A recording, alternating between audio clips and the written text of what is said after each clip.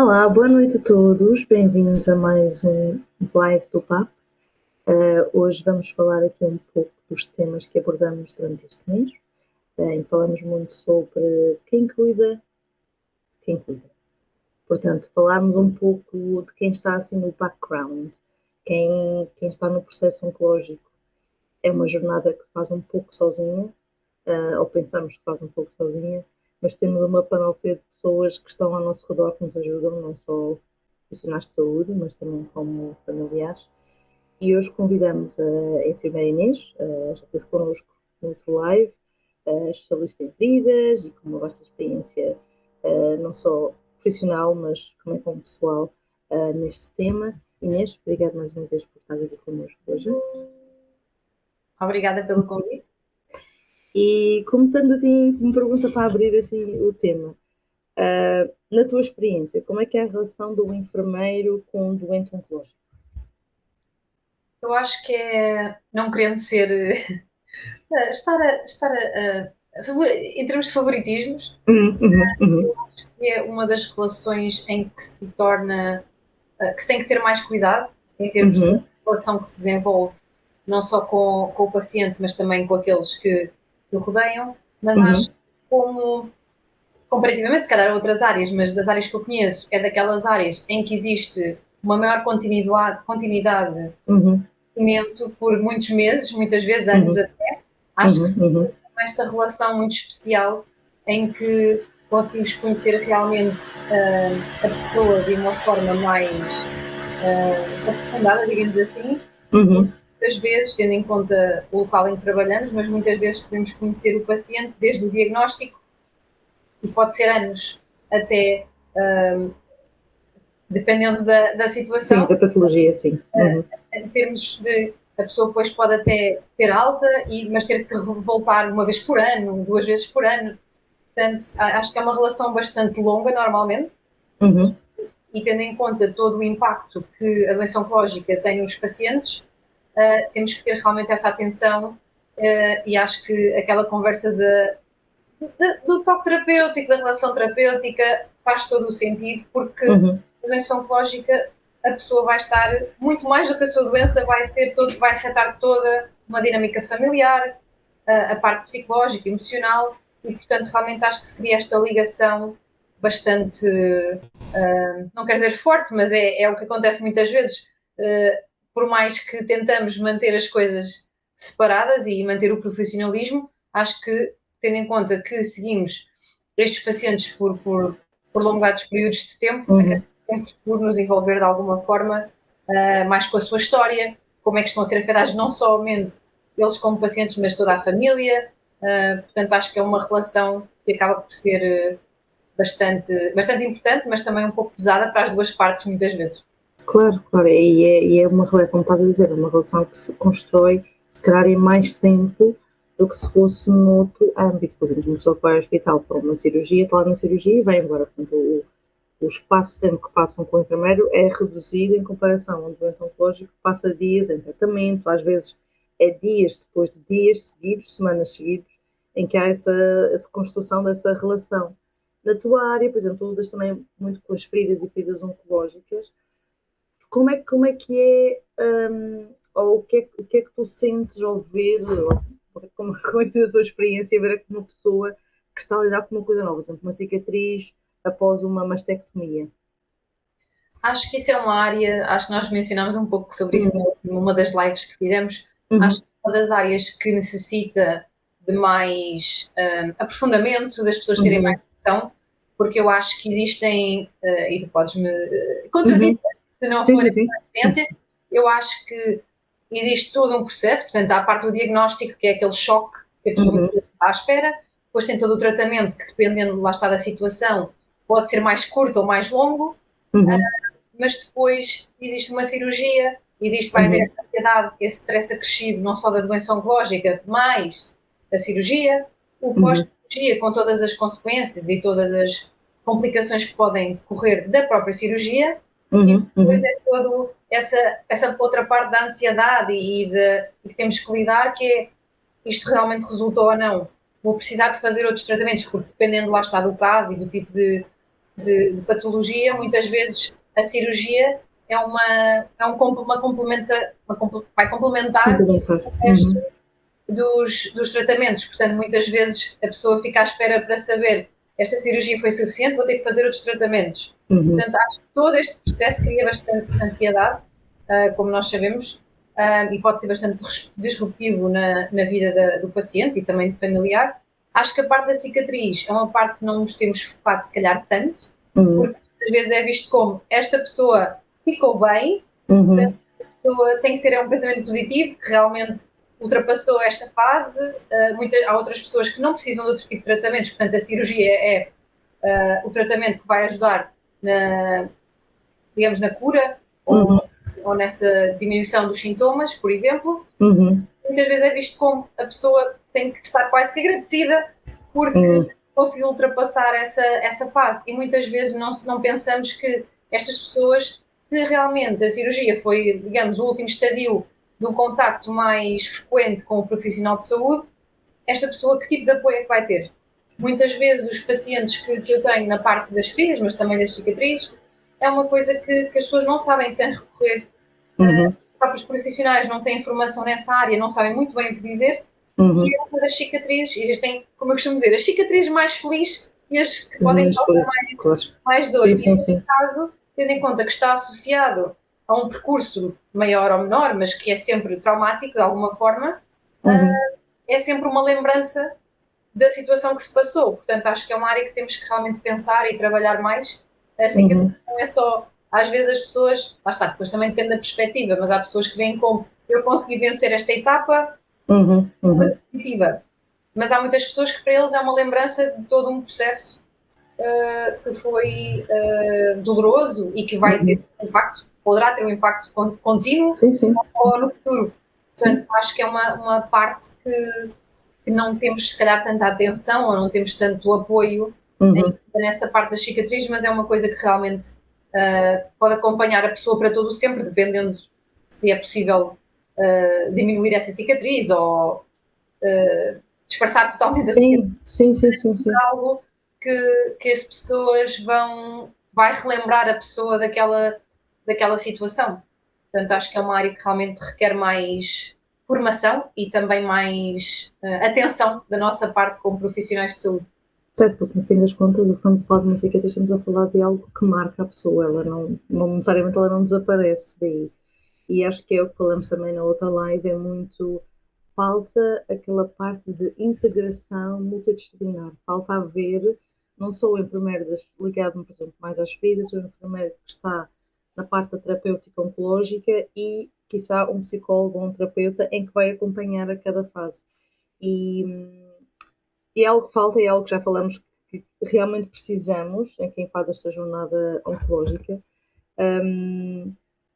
E a verdade é que os enfermeiros, e eu falo por experiência própria, que também vivenciei não só a parte de ser um doente oncológico, mas também por trabalhar com pessoas, ou cuidar de pessoas no processo oncológico, nós acompanhamos muitas histórias, nós acompanhamos muitas vivências, partilhamos momentos difíceis com as pessoas e muitas vezes a gente não tem a oportunidade, como profissionais de saúde ou como familiares de pessoas que estão a passar por uma doença oncológica, de falar de como é que nós nos sentimos ou de falar do peso que carregamos, porque na verdade, por muita empatia que nós tenhamos, por muito que conseguimos afastar-nos um bocadinho do que está a acontecer, levamos connosco essas histórias.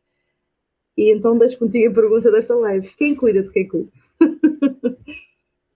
Eu acho que, infelizmente, ainda não é uma situação em que podemos dizer que toda a gente vai ter o melhor apoio possível ou o apoio desejado. Acho que ainda depende muito, tanto aqui no Reino Unido como do que sei de Portugal, infelizmente, da zona onde a pessoa mora, do tipo de recursos que existe. E acho que, como também acho que já falámos outras vezes, ainda está muito focado na família imediata. E acho que, eu sei que não podemos ajudar toda a gente, porque infelizmente não existem recursos para tudo, mas acho que devia haver uma atenção, ou então nem que fossem grupos mais informais, mas que fossem estruturados para as pessoas poderem partilhar, se tiverem esse interesse, poderem partilhar as experiências que têm passado, sentir esse apoio de alguém, porque é muito complicado a pessoa apoiar uma pessoa numa situação que nunca vivenciou. Por exemplo, há situações em que as pessoas estão a tentar descrever portanto, todo o processo que têm passado. Eu posso tentar ir buscar as experiências que eu tive como profissional, por exemplo, em cuidados intensivos, que também são situações, às vezes, de risco elevado e situações borderline em que as pessoas nunca sabem muito bem o que é que pode acontecer. Sim. E a família muitas vezes também vive nessa ansiedade do que é que poderá acontecer. A pessoa vai acordar, não vai acordar, vai acordar, não vai acordar. Mas é muito complicado se a pessoa nunca esteve nesse papel. Por mais empatia que tenha, é muito complicado saber o que dizer, saber o que não dizer. Muitas vezes o silêncio é a melhor ajuda. Acho que não existe uma fórmula, infelizmente não existe uma fórmula mágica para toda a gente, mas acho que devia realmente haver mais apoio não só para os familiares, mas também para outros tipos de familiares. Acho que muitas vezes nos focamos realmente nas pessoas imediatas que realmente vão ser afetadas, mas existem muitas vezes outras pessoas da família alargada que não sabem muito bem o que dizer. Muitas vezes também a parte cultural pode ter um impacto que a pessoa pensa, eles é que estão mais perto da pessoa, eles é que têm que lidar com esta situação, mas a própria pessoa pode não estar a saber gerir essa situação da melhor forma e necessitar desse apoio. Mas infelizmente hoje em dia ainda é muito desestruturado. Algumas zonas podem ter um apoio psicológico ou mesmo psiquiátrico alargado, oferecerem esse tipo de apoio, grupos de apoio. Por exemplo, eu não sei se isso existe, mas, por exemplo, uma coisa que eu estava a pensar, eu já vivenciei essa experiência não só como familiar, mas também como amiga, e nunca vi um grupo de amigos, que existe um grupo de amigos de pessoas que passaram por esta situação. Porque se a pessoa lá está, também não é da área profissional de saúde, pode nem saber muito bem o que dizer. A pessoa, será que ela se vai sentir pior se eu estiver sempre a perguntar se está bem? É melhor não perguntar. Se a pessoa, digamos que o texto pode não ser mais positivo, como é que a pessoa se fica a sentir? Será que foi uma boa amiga? Será que não foi uma boa amiga? Eu acho que isso tudo, eu por acaso não sei se existe, mas do que eu sei, nunca vi esse tipo de grupos de apoio. Normalmente é mais para os próprios pacientes, às vezes tem também o apoio psicológico para, lá está, para a família direta. Por exemplo, em termos das crianças, eu sei que existem alguns grupos de apoio aos irmãos. Certo. Está, não é em todo o lado, mas sei que existem alguns grupos de apoio, principalmente se eles forem crianças. Portanto, crianças em que a outra criança é que tem a doença oncológica, mas realmente acho que existem muitos outros grupos de pessoas que são afetados e que muitas vezes não têm esse apoio porque não existem recursos. Certo. Por exemplo, eu não tive essa, ou não me foi oferecido, por exemplo, no meu caso, para a família direta, não me foi oferecido essa oportunidade de falar ou ter alguém para falar sobre isso. Me oferecido a mim, e tudo bem que seja assim, com o doente oncológico, precisa desse acompanhamento, acho que sim, mas temos que pensar, e vou buscar um bocadinho do que nós falamos no nosso podcast, há aquela falta de, como disseste, a família imediata, algumas vezes tem a oportunidade de falar com alguém sobre isso, mas a maior parte das vezes não. E há esse medo de saber como é que vamos abordar a pessoa oncológica, como é que vou falar com a minha amiga, como é que vou falar com a minha mãe sobre isso, como é que vou abordar aquela pessoa querida que está a passar neste momento por este processo. Portanto, mais uma vez, algo que acho que precisa ser trabalhado. Em termos de profissionais de saúde, não sei muito bem aqui, sei no Reino Unido, por exemplo, que havia apoio em termos de se tivéssemos um doente que acompanhássemos durante um período muito longo, principalmente se fosse oncológico, os profissionais podiam requisitar dentro do sítio onde trabalhava. Por exemplo, no meu era assim, podíamos requisitar apoio e íamos lá e podíamos falar e quase que desbobinar o que estávamos a sentir. E acho que isso é super importante. Não sei se também tens essa experiência, Inês, em que... Sim, não em todos os sítios onde já trabalhei, mas em alguns sim, existem várias opções. Existe a opção de realmente fazermos um debriefing com a equipa, principalmente se há uma situação menos positiva, e podemos fazer esse debriefing. Muitas vezes temos acesso, então se precisarmos a um apoio, eles não chamam muito bem apoio psicológico, é mais counseling, portanto, é um apoio mais emocional. E outras vezes existe também, ou sítios onde eu já trabalhei, em que existe mesmo até uma linha para ser anónimo.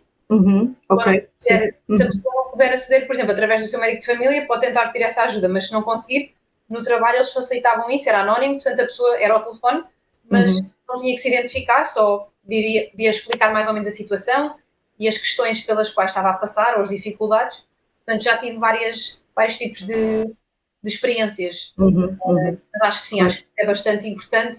Acho que também nos focamos muito só quando as coisas, em termos de entre pares, se calhar quando é uma situação muito dramática, é que paramos para pensar e apoiar. Não sei se também, com o passar dos anos, nos tornamos um pouco, eu não quero dizer insensíveis, porque não, mas eu percebo, sim.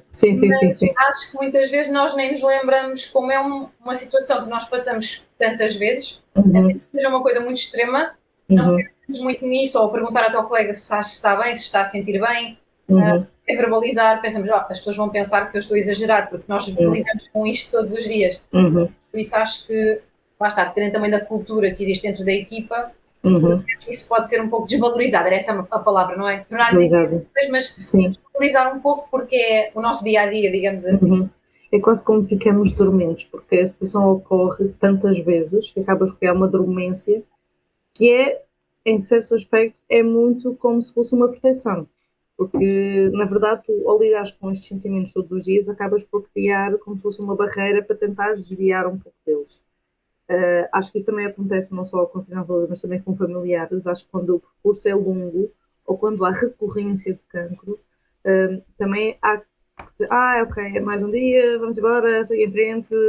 É quase muito, também mais uma vez vou buscar o podcast e um pouco que a Daniela pôr no podcast, que é vamos para a frente, vamos continuar e a gente vai chegar lá. Vamos um passinho cada vez, mas chegamos lá. E é quase que puxar os nossos sentimentos um pouco de lado e tentar ajudar aquela pessoa e, de certa forma, puxar o foco para o que é mais importante, que é ajudar aquela pessoa.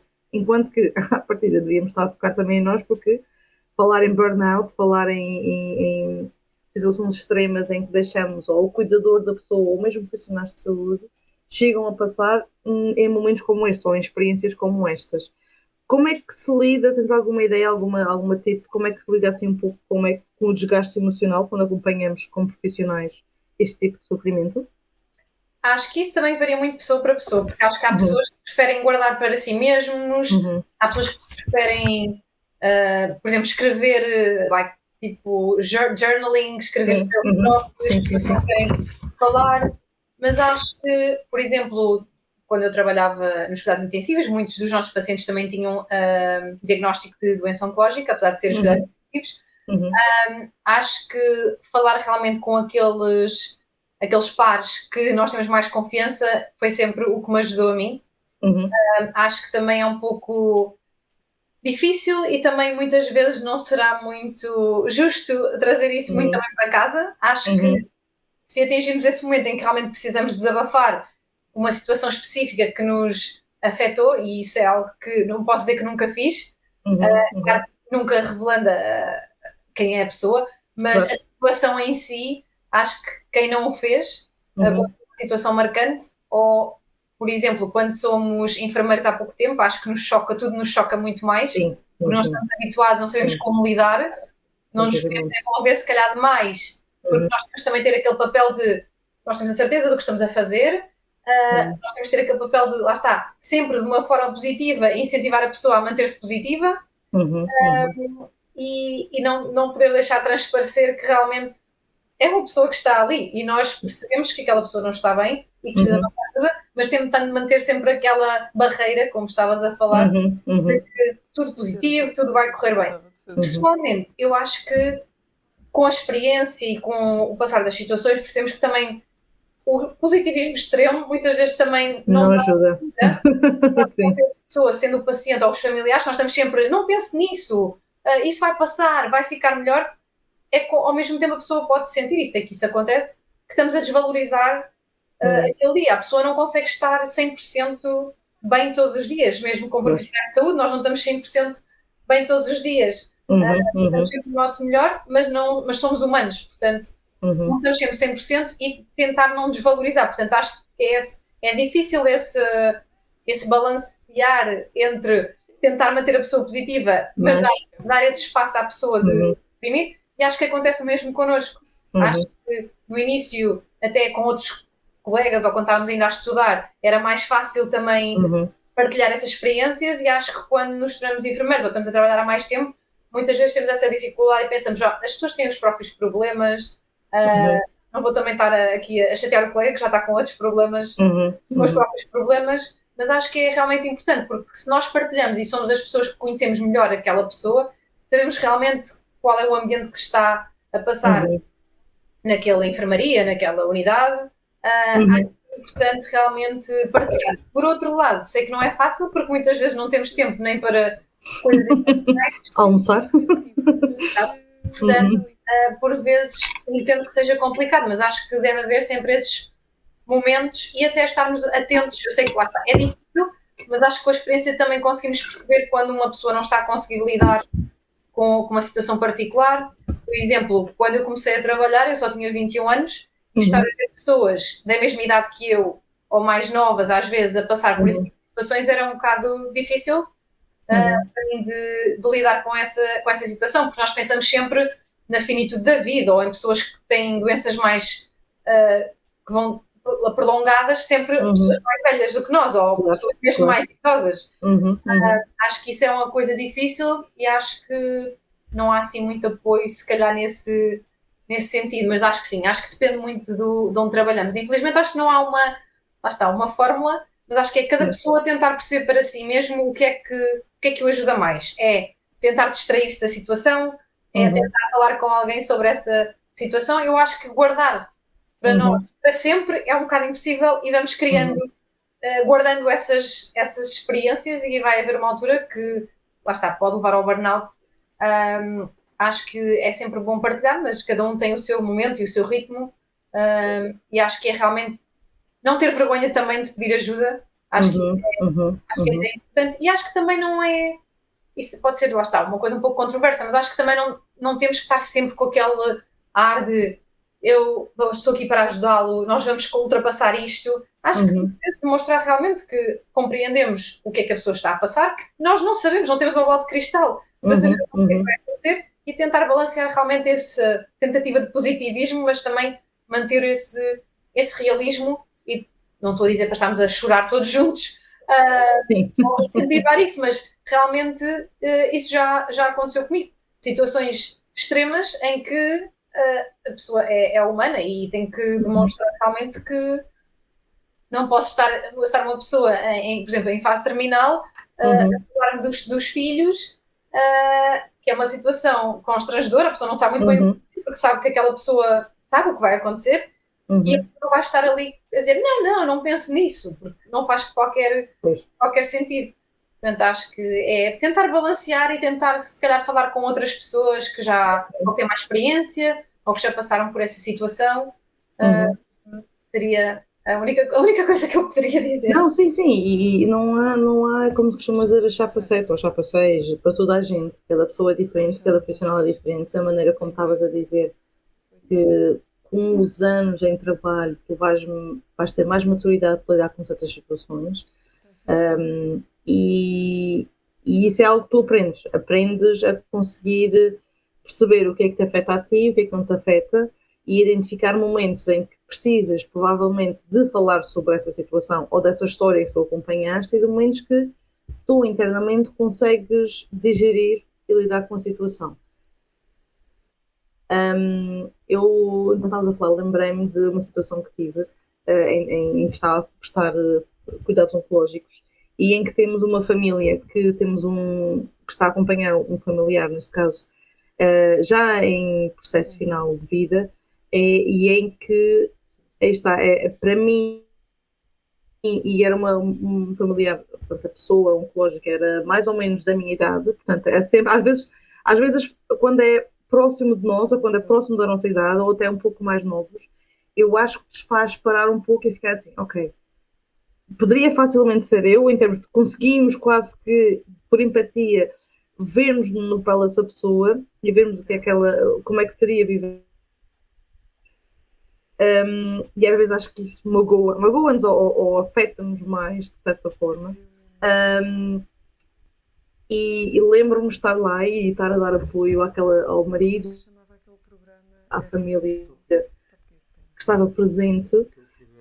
E como estava a dizer, às vezes não sabemos bem o que dizer, não sabemos bem se sempre, não, mas olha, não se preocupe, tipo, estamos aqui, vamos fazer isto que seja mais confortável possível, mas acho também há necessidade de criar o espaço para o silêncio, o espaço para eles também conseguirem expressar o que estão a sentir, a ansiedade, o nervosismo, o medo, isso é algo que também que se tem que construir, mas aí está, é algo que se constrói com experiência, é algo que se constrói com tendo a habilidade de perceber que há momentos em que o enfermeiro está lá e é só para estar. Não precisamos dizer nada, não precisamos de fazer nada. Só precisamos estar lá, porque às vezes as pessoas só precisam é de desbobinar tudo e nós estamos lá a ouvir e dar portas para eles próprios começarem o seu processo de perceber aquela situação ou de lidar com aquela situação. Isto de facto, é todo um processo que é muito intenso e muitas vezes, como falamos, os profissionais têm que quase que dar um lado mais positivo, quase que chamar a pessoa para ver o lado positivo. E eu já experienciei, como também já deve ter experienciado, ou também já deve ter feito parte, em que temos a possibilidade de criar ambientes leves em situações tão duras. Lembro, por exemplo, de uma doente minha querer muito ter uma festa, que seja, ouvir música. E pusemos música e fui ali uma festa no centro de saúde ou no hospital. Tiveste algum momento ou alguma estratégia para criar assim, um ambiente mais leve e positivo, não só com a família, mas também com o doente oncológico? É assim, acho que eu já tive vários, acho que varia muito também realmente da situação e do contexto. Por exemplo, claro. nunca trabalhei, mas fiz alguns estágios quando estava em formação em pediatria, e aí digamos que a parte positiva e o tentar manter a sanidade é uma constante. Acho que dependendo lá está da situação, se a pessoa está num contexto de cuidados intensivos, normalmente o que tentamos é mais a parte do conforto. Por exemplo, trabalhei em algumas unidades em que tínhamos a possibilidade de mudar, por exemplo, as cores do quarto, ou até tínhamos umas terapeutas que faziam terapias complementares em que traziam, por exemplo, óleos, ou até, não era incenso, mas era pronto, uns cheiros diferentes, uns óleos diferentes para ajudar a pessoa a acalmar-se. Também já participei em festas de anos, surpresa, todas essas coisas que as pessoas veem. Acho que realmente o mais importante é estarmos lá e tentar perceber o que é que a pessoa quer, porque há pessoas que querem muito isso, há pessoas que querem tentar não pensar muito no assunto, e, tentar manter esse ambiente positivo, e há outras pessoas que querem estar também alguns dias sossegadas, não querem barulho, não querem tentar, lá está, instilar esse positivismo quando a pessoa não se está a sentir bem, não faz muito sentido. E acho que se aprende também com a experiência, e acho que é mesmo importante é ouvirmos as pessoas, porque muitas vezes eu acho que principalmente quando não temos muita experiência, nós queremos dar tudo de nós à pessoa. Está-se a sentir bem, mais alguma coisa que eu possa fazer, quer que eu ligue a televisão, quer que eu ligue o rádio, quer que eu mude, e estamos a cansar a pessoa com este discurso e estamos quase a chatear a pessoa. Claro. Portanto, acho que realmente é importante ouvir a pessoa, se virmos que a pessoa está a entrar num quadro depressivo, não quer fazer nada, não tem interesse por nada, realmente tentar ver o que é que se está a passar e tentar incentivar a pequenas coisas cada dia. Mas acho que é realmente importante ouvir a pessoa. Eu já tive situações que para mim seria, pessoalmente, eu sentiria que era uma situação dramática, que eu não queria que tivesse toda a gente à minha volta, ou que tivesse as pessoas a tentar animar-me quando eu sabia que a situação não era positiva. E eu tive pessoas que, até mesmo em fim de vida, eles quiseram foi pôr música, até cantarem juntos. Já vivi vários tipos de experiências, mas algumas que eu me recordo, das que eu me recordo mais é essa, a pessoa ter dito, sei que este processo não é reversível e, portanto, eu quero ter sempre esta quantidade de pessoas possível comigo, quero que falemos sobre as coisas que gostamos de fazer, ou a tentar fazer algumas coisas que possam ser feitas no hospital. Acho que hoje em dia tem que dar mais atenção a isso. Por exemplo, já há muitos hospitais que deixam trazer os doentes, os pacientes à rua. Alguns hospitais têm também jardins onde as pessoas podem vir cá fora. também há outros sítios onde podem trazer os animais de estimação. Portanto, acho que é mais isso, é ouvirmos a pessoa e tentarmos perceber o que é que a pessoa quer, porque não podemos também, muitas vezes pensamos, o que é que eu quereria, mas não, esta pessoa não sou eu. Portanto, realmente, podemos tentar dar ideias, se a pessoa disser, gostava de fazer isto, mas nem sempre bem o que fazer. A pessoa pode tentar dar ideias, mas acho que é realmente ouvir o que é que a pessoa quer, e muitas vezes também o que é que os familiares querem, porque às vezes os familiares pomos muito atenção no familiar para agradar ao máximo ao paciente e pode estar também a passar para toda a situação também, não está a saber lidar, ou não sabe muito bem o que fazer, e nós estamos a pôr essa pressão extra no familiar em tentar animar o paciente quando a pessoa também não tem essa energia, ou não está, nesse dia não está a 100%. Por isso acho que é importante tentar ver que recursos e opções é que temos e ouvir realmente a pessoa, o que é que a pessoa quer. Há pessoas que não querem ninguém, não querem visitas, há pessoas que querem tudo lá. Acho que cada pessoa é diferente. Temos que tentar perceber isso. Sim, desculpa, a tua imagem parou. Já está. Voltamos. Sim, acho que é o que estavas a dizer. Eu acho que parte de tudo é quase que levar-te como se fosse uma conversa amigável. A pessoa está naquele momento e o familiar também está naquele momento a acompanhar, mas acho que cabe a nós, como profissionais de saúde e também como familiares, tentar perceber o que é que a outra pessoa precisa. Da panóplia de coisas que nós podemos oferecer, dentro da panóplia de coisas que nós podemos fazer, perceber o que é que aquele familiar quer fazer naquele momento. Não é igual para toda a gente e cabe-nos a nós um bocadinho tentar o nosso melhor dentro do que nós conseguimos fazer, obviamente, estamos a falar em contexto hospitalar, as coisas são diferentes, conseguir um bocadinho dar abertura ou criar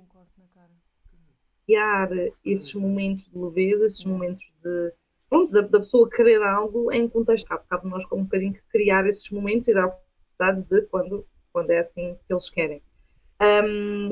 Uma das coisas que queremos muito fazer com o BAP, e uma das razões que nós criamos o BAP, na verdade, é também quase que um holofote, uma luz na população mais jovem, porque sim, falamos muitas vezes no cancro de pessoas para cima dos 50, não falamos das pessoas mais jovens. A faixa etária em que temos as nossas necessidades, as nossas coisas que gostamos peculiares e próprias da faixa etária e que é um bocado assim posto, como já falámos anteriormente sobre isso. Achas que em termos de ter um espaço de apoio a doentes que são mais novos, como estavas a falar, acho que existe para o apoio para o irmão, o conheces em termos do foco na pediatria, às vezes, ou só pessoas mais. Existe algum apoio em termos de pessoas mais novas que tu conheças? Eu acho que nos últimos anos têm sido criados, em Portugal, só sei da parte do câncer da mama, porque eu tenho mais contacto em termos de pai. Mas aqui no Reino Unido eu sei que tem havido uma tentativa, porque há certos tipos de patologias que realmente estão a crescer cada vez mais nessa área, digamos, entre os 25 e os 40 ou 45, e os apoios realmente, ou tudo o que existia anteriormente era para pessoas de faixas etárias mais velhas. Acho que nos últimos anos também as pessoas depois focaram-se nos adolescentes, porque é uma altura realmente em que há tantas mudanças, e tem que ser um apoio diferenciado, já não é uma criança, mas também não é um adulto. Certo. Quando eu estava em Portugal já se dava mais atenção a isso, portanto, digamos assim, há 10, 15 anos já se pensava um pouco nos adolescentes, como é que vamos apoiar os adolescentes, mas acho que realmente tens toda a razão, pelo menos da minha experiência, essa faixa etária, digamos, dos 20 e poucos até aos 45, digamos assim, acho que não existe tanta essa atenção. Acho que nos últimos anos, alguns tipos de patologias que têm sido mais recorrentes, já existem grupos de apoio, mas ainda é muito fragmentado. Por exemplo, o câncer da mama é um deles, que aqui se tem falado cada vez mais, tem afetado cada vez mais pessoas, por exemplo, na faixa dos 30 anos. Por exemplo, o cancro por exemplo, aqui a parte gastrointestinal também é um tipo de cancro que tem havido cada vez mais casos em pessoas mais jovens aqui no Reino Unido, portanto tem havido mais, digamos, atividades de sensibilização e mais partilhas e tentativas de criar grupos de apoio, mas acho que é muito ainda focado em certos tipos de patologias, não existe muito geral. Outros tipos de patologias, que eu saiba, pelo menos, não existe esse apoio. Acho que ainda é mais, se calhar, daqueles que se fala mais, daqueles que estão quase que é na moda de falar sobre isso. Acho que tem mais. Há um maior alerta de toda a gente, e então as pessoas começam a falar mais sobre isso, e há até mais, se calhar, patrocínios para ajudar a que haja esse tipo de encontros, fundações específicas sobre esse tipo de patologia. Por exemplo, um que eu não tinha muita noção quando eu morava em Londres e que aqui na Escócia é muito falado, o cancro da próstata para os homens. Não, se calhar em faixas etárias tão novas, mas era uma coisa que eu nunca tinha ouvido falar, e aqui, não sei se é porque tem maior incidência, essa parte não tenho a certeza, mas realmente existem várias associações e até do apoio à saúde mental do homem. Tenho reparado que aqui existem muito mais movimentos a favor desse apoio que noutros sítios onde já vivi e onde já trabalhei. Ok, certo. É assim, eu acho que também, obviamente, etária, mas se calhar não há tantos apoios agora, ou também não, ou os apoios começam a aparecer agora, porquê? Porque está a haver uma maior incidência, um maior boom de cancros, não só cancro da mama, mas em pessoas mais jovens. Tínhamos crianças e também tinham, e pessoas muito idosas, mas o espectro do meio quase que não tinha tanta incidência. Existiam casos, assim, rádicos, mas não é tanta incidência como está a existir agora. Portanto, eu acho que também isso influencia um pouco o porquê de não haver esses grupos. Queria falar um pouco agora, antes de terminarmos, sobre cuidadores, o papel do familiar, o papel da pessoa que está lá, seja profissional de saúde, que está em jornada oncológica, e às vezes, como falamos um bocadinho no princípio, é uma das grandes motivadoras para o doente oncológico para continuar, é uma pessoa que está sempre presente. Quais são os apoios que existem para os cuidadores informais? É assim, acho que também varia muito de zona para zona. Sim. Acho que existem sítios em que existe um apoio até mesmo monetário, se a pessoa não puder trabalhar, porque vai ser o principal cuidador desta pessoa. Por exemplo, aqui onde eu trabalho, existe uma baixa chamada baixa de cuidador, não só para doença oncológica, mas para outros tipos de situações, em que a pessoa pode requerer essa baixa para, se for o principal cuidador desta pessoa. Acho que isso ajuda muito, porque acho que é uma das principais preocupações das pessoas, é o que é que eu vou fazer se eu não puder trabalhar. Vai ter um impacto não só emocional e da organização da família, mas também depois começa a ter um impacto monetário, que sabemos que vai impactar todas as outras áreas da vida da pessoa. Portanto, a pessoa já está preocupada com umas coisas, vai ter que ficar preocupada com outras. Portanto, aqui há essa facilidade. Acho que tentamos envolver bastante também os cuidadores na prestação de cuidados, por exemplo, agora puxando um bocadinho mais à parte das feridas, eles, se estiverem disponíveis e se quiserem aprender, e se lá está, e se o paciente também quiser, porque às vezes estas feridas são em localizações anatómicas que a pessoa pode não querer partilhar com o seu familiar, nós tentamos sempre fazer esses ensinos quando há essa vontade, porque realmente os recursos também não são infinitos.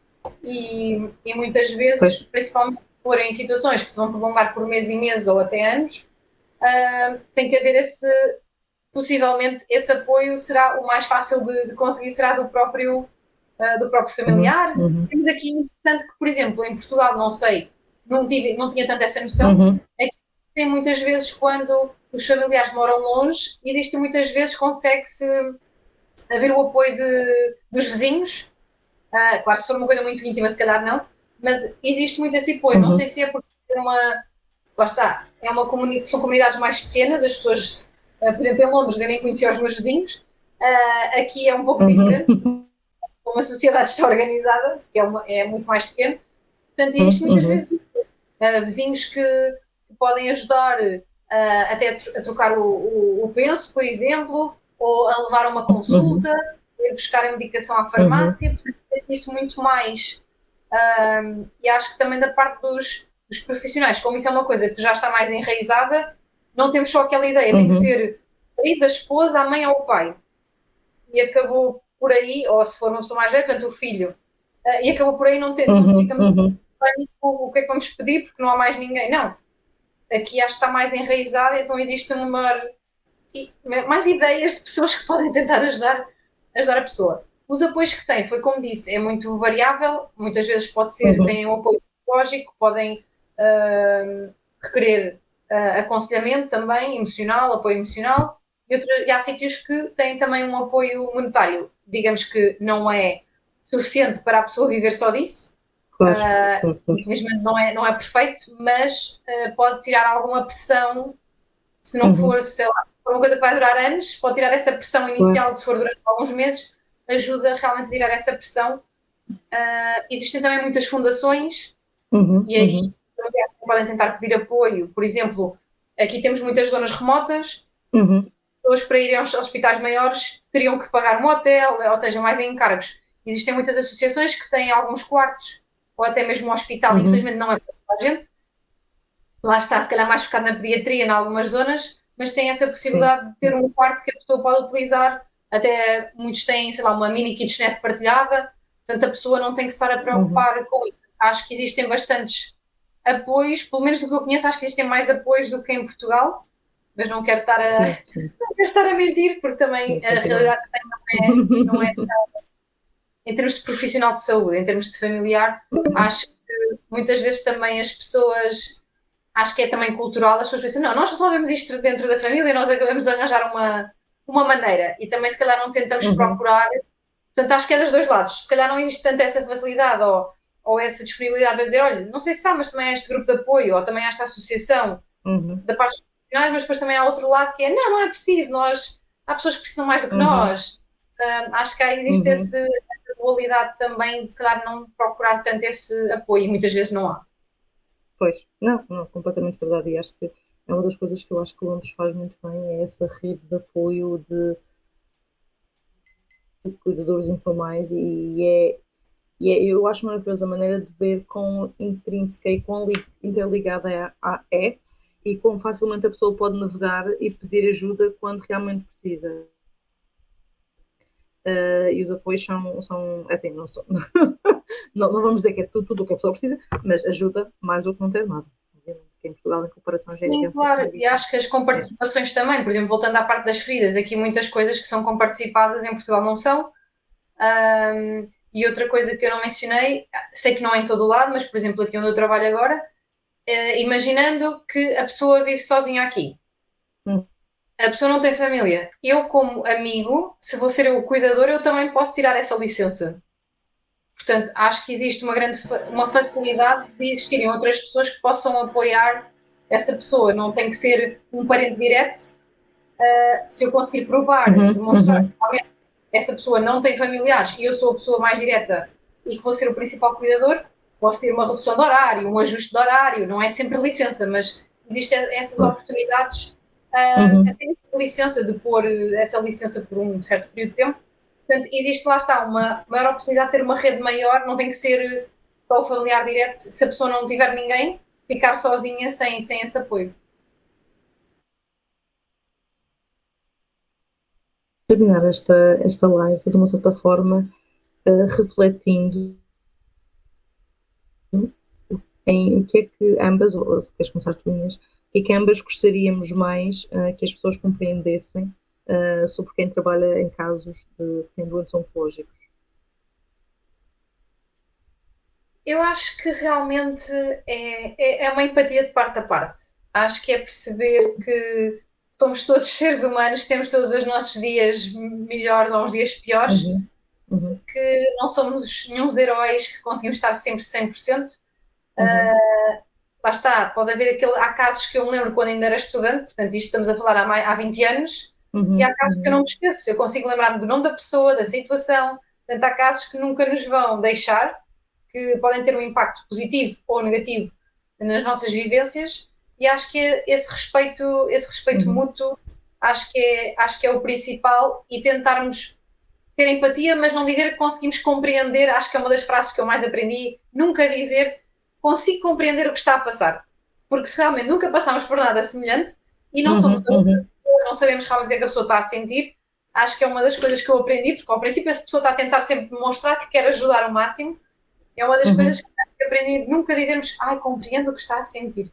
Nunca compreendemos realmente, podemos ter até algumas ideias ou ter essa empatia, essa vontade de ajudar, mas acho que é uma das coisas que pode criar até um ambiente um pouco estranho entre o profissional e a pessoa, dizer que estamos a compreender. Nunca vamos 100% compreender. Acho que temos de demonstrar disponibilidade, que estamos ali para o que a pessoa quiser e precisar, mas nunca dizer que compreendemos 100% o que é que a pessoa está a passar, porque realmente não conseguimos compreender.